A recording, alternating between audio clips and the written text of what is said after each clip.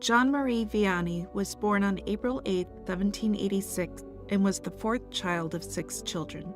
He grew up on a farm in a happy and loving household with 2 devout parents. When John was 7, he and his little sister would watch the sheep. Those were good times, and John loved being a shepherd. They would play games with the other shepherd children, or sometimes sit in the grass and knit socks. John grew up during the French Revolution. Priests were martyred, and some went into hiding, disguised as shopkeepers and farmers, and late at night the family would attend Mass in secret and go to confession.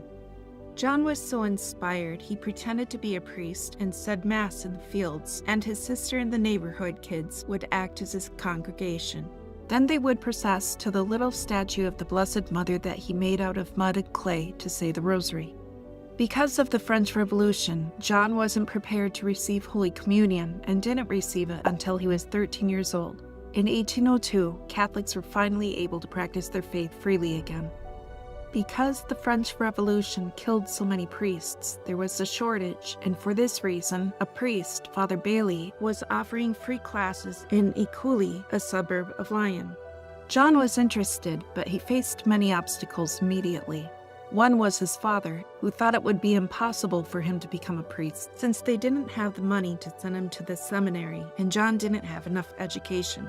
But John's mother supported him, believing he had a vocation, and eventually his father did give in. But then John got word that Father Bailey didn't think John had a vocation to the priesthood.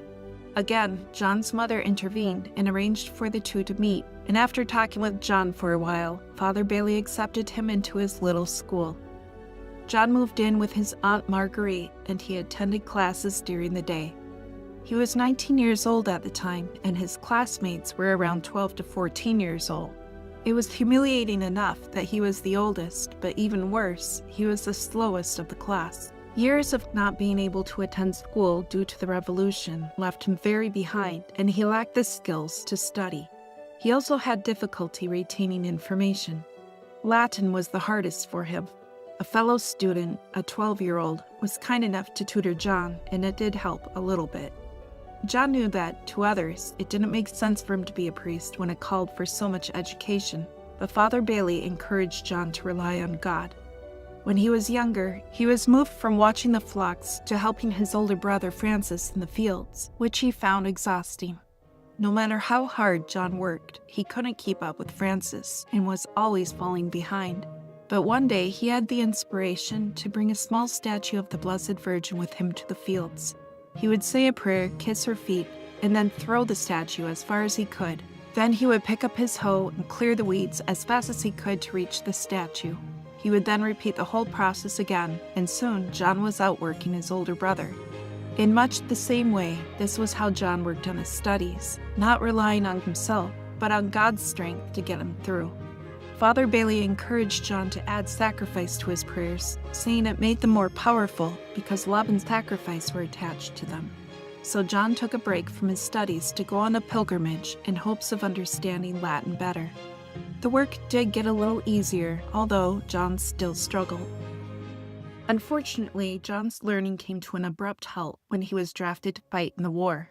Father Bailey intervened, arguing that priests and seminarians were supposed to be exempt from being drafted. But the government argued back, saying that since John wasn't in a formal seminary and lived with his aunt instead, and the fact that the classes were mainly for 13 and 14-year-old kids, that he could be drafted.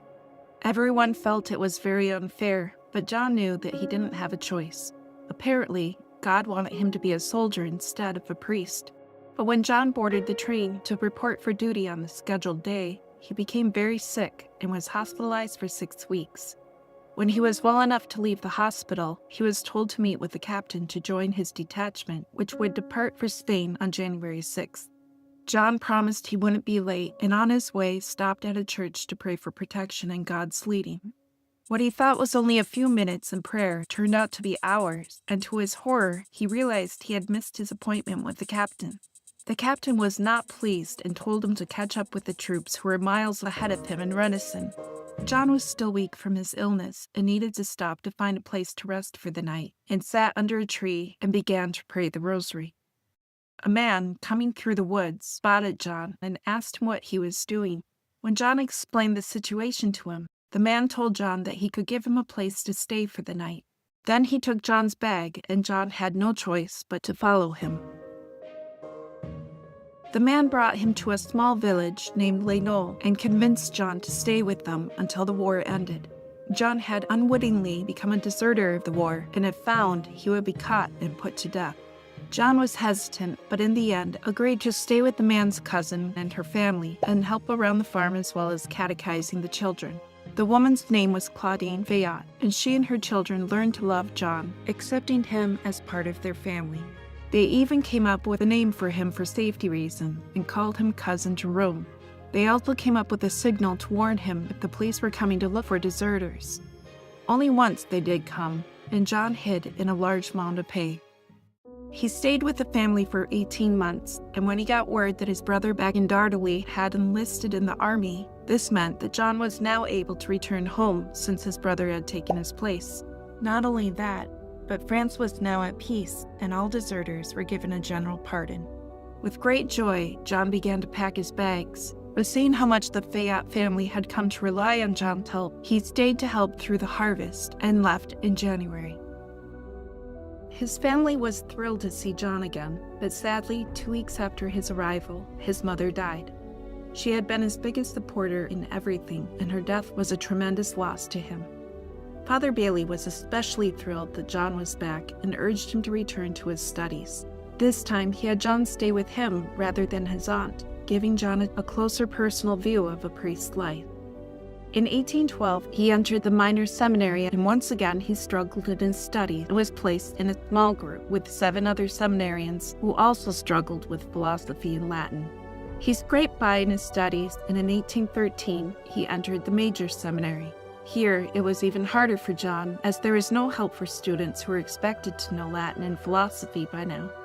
A teacher and a fellow seminarian volunteered to tutor him, but despite their help, 6 months later, John was told he didn't have a vocation to the priesthood and that he should just go home.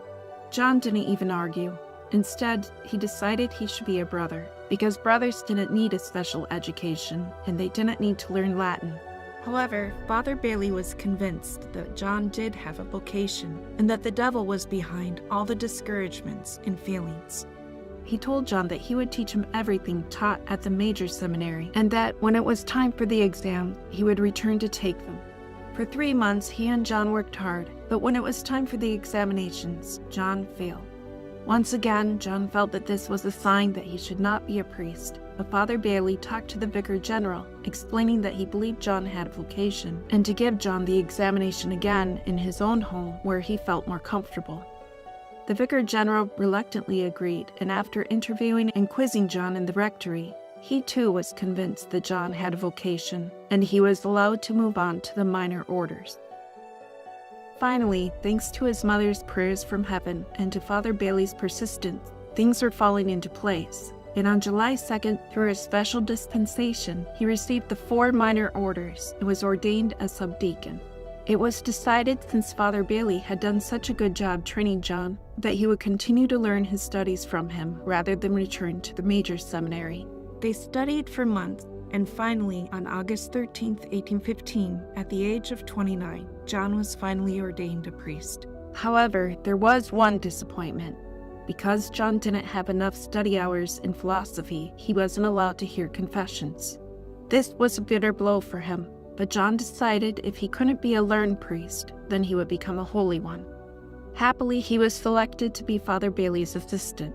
He helped with baptisms and said a few masses, but since he wasn't able to hear confession, it made things very awkward for him when family and friends would ask him to hear their confession, and he had to say no.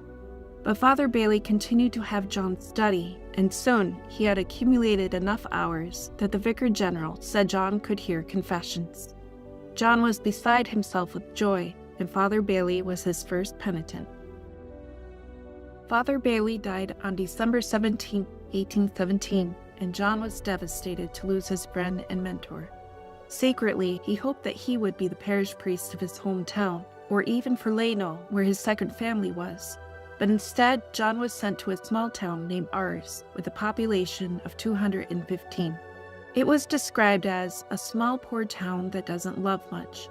John found this to be true and discovered a run-down church that very few people attended. The townspeople stayed up late at night, drinking and gambling at the taverns, and the young people danced at barn dances, dancing inappropriately that led to acts of impurity. Even the children cursed. There was no observance of resting on Sundays. Everyone worked in the fields, and on the days they should have been working, they loitered about, ignoring their duties. At first, John couldn't help but be shocked, but then he decided it was probably due to the revolution that people were so ignorant. For the first few Sundays, as he preached against the drinking, dancing, wearing, and working on Sundays, he made more enemies than friends. Soon, angry letters began to be sent to John. Then they were sent to the bishop. John was certain the bishop would have him removed. But then John remembered what his good friend Father Bailey had said about prayer without suffering is a weak prayer. So John began to fast every day for the people of the town, eating only boiled potatoes. When the bishop sent a witness to meet with John, it was reported that John was a good priest and that he could stay. Encouraged that God wanted him there, John also gave up hours of sleep to pray. This, in addition to the fasting, began to change the town. He started a daily catechism class for children, and at the same time taught them to honor God's name, and this began to trickle down to the parents. Very slowly, more people began to attend Mass. 2 years after he arrived, thanks to the wealthier people who supported John's ambition, the church was much improved with a new roof, as well as 2 new chapels added to the church, one for the Blessed Virgin and one to St. Joseph. In 1820, the Vicar General decided to send John to Sal, saying it would be better for his health. But John felt that in reality it was because he failed in Ars, but he obediently left for Sal. However, when he reached the river, he found it was too flooded to cross safely. He decided to return to Ars to spend the night, and when he got back, he was surprised to hear that his supporters and friends had petitioned the Vicar General to allow John to stay. John was touched by their support and renewed his efforts to win over the town. Things were going well until 1823, when John decided to open a school for girls to learn reading, writing, as well as sewing and cooking. He planned to use the money left over from his father's inheritance, who had died a few years earlier, to buy a large house and turn it into a boarding school. This school would be free, and therefore named Providence, as they would rely on God for everything. He sent 2 willing women, Catherine and Benedicta, off for training to be teachers, and in the meantime bought the house. However, many townspeople opposed this, and he began again receiving threatening letters. "You were asked to leave the major seminary because you couldn't learn Latin," stated one letter. "Now you dare to think of starting a school." It was upsetting so many people that John almost stopped the project, but then realized that all his misery was from not loving crosses and trying to run away. He then set about praying for the grace for love of suffering. After that, everything became easy. The bishop approved the plan of the school, and it was opened in 1824. Soon they had 16 boarders. John had another problem: rats, or so he thought. Every time he went to bed, he would hear the scampering of feet, sometimes quite big feet, running around his room and under his bed. In the morning, he would find his bed linen chewed through. At night, John would get up with a pitchfork looking for the rats, but was never able to find them. Soon the scampering of rat feet turned into bigger noises. Doorknobs would rattle, and loud crashes in the next room were heard. Thinking that it was robbers trying to steal his Mass vestments, he asked a young man to stay with him in the rectory. The young man stayed with him for 1 night and said he would never stay again. "I think your house is haunted, Father," he told him with wide eyes. John was still convinced it had to be robbers, so the next night another young man stayed with him. This time, as they both listened to the sounds around the house, it suddenly tilted and shook, throwing both men off their feet. Thinking it was an earthquake, they rushed to the window expecting to see the town awake, but no one else was disturbed. Eventually, John accepted that all the disturbances were from the devil. He wrote, "As soon as I got into bed, the nerve-wracking noises would begin. First, the devil would patter around my room like a big dog, sniffing and whining, or he might change himself into a cloud of bats and cluster upon the bed curtains close to my face. Again, he might make a noise like a herd of sheep in the room just overhead, or hide himself in the chimney and squeak like a bird. Sometimes it seemed that in the room below, he even turned himself into a giant horse, leaped to the ceiling, then dropped to the floor with an immense clatter of his iron shoes. Or he might move the furniture about. And this would go on for the next 30 years. However, John noticed one thing. These disturbances would come right before someone made a big confession. And this would make John very happy. He would say to himself, "Tomorrow a big sinner is coming." John was occasionally asked to hear confessions in the neighboring towns, and soon he began to notice some of the penitents in his confessional lines in Ars. One time, while he was hearing confession in Trevoux, the line was so long that people grew impatient and began pushing, which nearly turned the confessional over. John got out of the confessional and told the crowds that he wouldn't leave until he heard everyone's confession. But then one day, something extraordinary happened that would bring even more pilgrims to Ars. In 1829, they had 30 boarders, and being a free school, they ran out of bread. Hearing about this, John put a relic of his favorite saint, St. John Francis, in the storeroom where the wheat was kept, and then prayed. When his helper Catherine went to the storeroom to see if there was any grain, she expected to see the bare shelves that she had seen just earlier. But upon opening the door, she was astounded when a multiplication of grain poured over her feet and down the hall. Upon hearing of this miracle, John held a mass of thanksgiving to St. John Francis, but people instead attributed it to John, and soon people from all over were coming to Ars, seeking miracles and healing. John had a special devotion to St. Philomena, and after she had appeared to him when he was very sick and near death one day, he encouraged people to pray to her for miracles and cures. In fact, he even had another shrine added to the church, dedicated to St. Philomena in 1837. He told Catherine that he made a deal with St. Philomena that he would have people pray for their cures in front of her relic if she cured them. She agreed to this, but instead of diverting the attention from himself to Philomena, as he hoped, everyone was even more convinced that he was the source of the miracles, since it was happening upon his suggestion to pray to her. John then asked Philomena to wait to cure the people until they reached their own home, but this didn't work either. John was often tempted to leave Ars, fearing for the sanctity of his soul. Since he spent all his time in the confessional, he felt he didn't have enough time to pray. This was another temptation from the devil, which John didn't recognize right away. After his illness, he saw how well the city of Ars was doing and decided that it was time for him to become a monk and pray for his own soul. He wrote to the bishop for permission to visit his brother and permission to become a monk. But when the townspeople learned that John was leaving, they begged him to stay. He managed to leave anyway, convinced that this was the will of God. He stayed with his brother and his sister-in-law, but during this visit, he began receiving letters from the people of Ars about how much people were suffering and how they didn't like the new priest and therefore was no longer attending Mass. Then pilgrims managed to track him down, begging for blessings, healings, and confession. They loitered about the front yard and peeked through the windows. Last, he received word from the bishop that he could not become a brother, but if he wanted, there was need for a chaplain in Beaumont.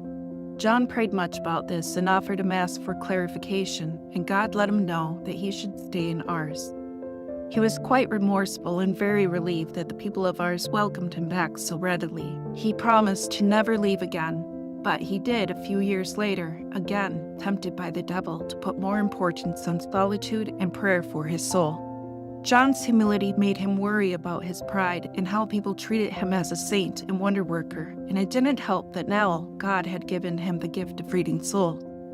Now he was hearing 100 to 200 confessions a day, spending up to 18 hours in the confessional. He was old now, and the constant confusion of people and strain of staying in the hot confessional day after day wore him out. But he was now convinced that God did want him to serve the people of Ars, as well as the pilgrims, and once again he renewed his commitment to stay, even if his soul craved solitude and silence. When a letter arrived from the Marist fathers, inviting him to live in their house of recollection at La Nière, John forgot about his promise to stay in Ars, and took the invitation as his permission from God to finally become a brother. But as he tried to sneak away in the middle of the night, the entire town was there to meet him, begging him to stay. When he insisted he must leave, they tried to go with him. When this didn't work, they took his breviary away, knowing he wouldn't leave without it. He went to the rectory to get another one, and in the meantime, someone began to ring the church bell, a signal for the town that something big was happening. When he stepped out of the rectory to leave, he was astounded to find not only the townspeople, but all who lived in the country and the pilgrims standing in groups with pitchforks and clubs. Hearing the clanging of the bell, they thought perhaps there was an emergency. Maybe someone had broken into the church, or perhaps there was a fire. Desperate to escape the chaos, John locked himself inside the church. There he prayed again for God's will, and once again he was told that he must stay, and furthermore, that he should not worry about his sanctity or his prayers. He would attain perfection by being a devoted pastor, meeting with people, advising and encouraging them, and absolving them from their sins. And so he stayed in Ars for the rest of his years, although now he was in his 70s, and people did come. It was estimated that at least 20,000 pilgrims visited Ars each year. Cures and conversions continued to happen, as well as miracles and spiritual healings. John dutifully stayed in the confessional, sometimes consoling, and at other times revealing hidden sins that needed to be confessed. A famous story tells of a woman who tried to speak to Father John about her husband who had committed suicide. She was in constant anguish over his soul, but because of the long lines, she was unable to talk to him. She was ready to give up and go home when Father John saw her through the lines and called to her. "He is saved. He is in purgatory, and you must pray for him." Between the parapet of the bridge and the water, he had time to make an act of contrition, but he is saved. The town of Ars had John Vianney until his death at 73 years old. When they heard of his sickness and that he probably wouldn't recover this time, they gathered in the St. Philomena chapel as they had before, praying for a miracle. But he told them that this time it wouldn't happen. John would finally be able to leave Ars, and no one could stop him. But for the love of his people, he asked that his body be buried in Ars. John died August 4th, 1859, at 73 years old from extreme exhaustion and suffering from a high fever for 3 days. Thousands of people came to his funeral, and he was canonized May 31st, 1925. Today his body lies encased in wax, and his heart that suffered and worked for his people is incorrupt.